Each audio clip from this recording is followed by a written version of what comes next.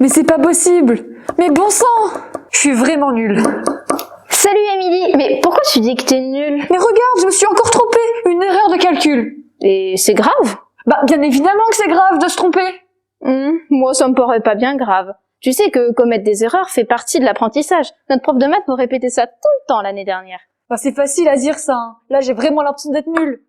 Avec ton raisonnement, ça veut dire qu'il y a de grands mathématiciens qui sont sacrément nuls alors. Mais c'est pas possible! Un mathématicien ne peut pas être nul! Il peut pas se tromper, lui! Détrompe-toi, il y en a qui ont fait de sacrées erreurs. Ah ouais, je te crois pas, hein. Et pourtant, connais-tu Pierre de Fermat? Bah, bien sûr! Nous avons déjà parlé de lui sur la chaîne. C'est un des plus grands mathématiciens du XVIIe siècle. Le prince des amateurs, comme on disait. Eh bien, il a fait une grosse erreur. En tout cas, c'est ce que s'accordent à dire tous les historiens. Un jour, il lisait un texte de Diophante, un mathématicien de l'Antiquité.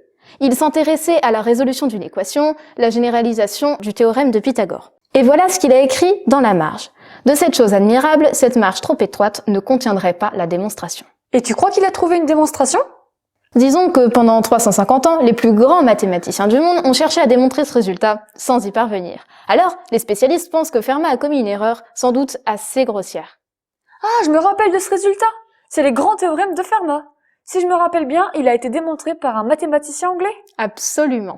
En 1993, Andrew Wise annonce avoir démontré ce théorème après 8 ans de travail. Mais ce qui est étonnant, c'est que quelques mois plus tard, il reconnaît avoir commis une erreur assez sérieuse dans sa démonstration. Elle a été corrigée en automne 1994 à l'aide d'un autre mathématicien, Richard Taylor. C'est assez surprenant que de grands mathématiciens fassent des erreurs.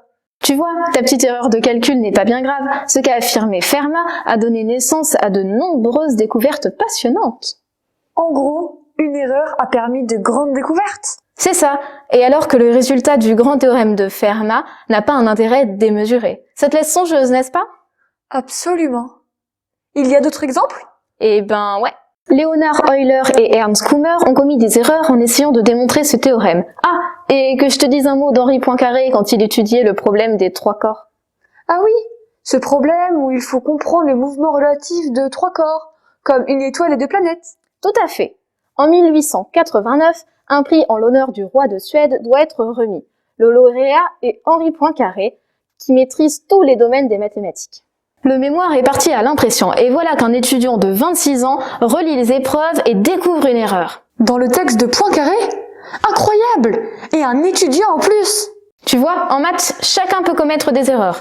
Le manuscrit était déjà imprimé et des exemplaires avaient déjà circulé. Une catastrophe.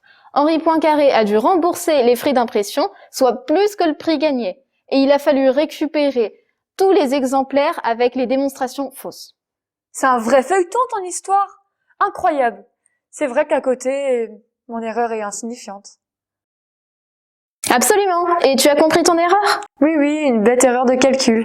Elle t'a permis de progresser, comme les erreurs dont je viens de te parler, commises par deux des plus grands mathématiciens de l'histoire, qui ne sont pas considérés comme des nuls. Oui, bien sûr, ce n'est pas si grave que ça. Soyons modestes.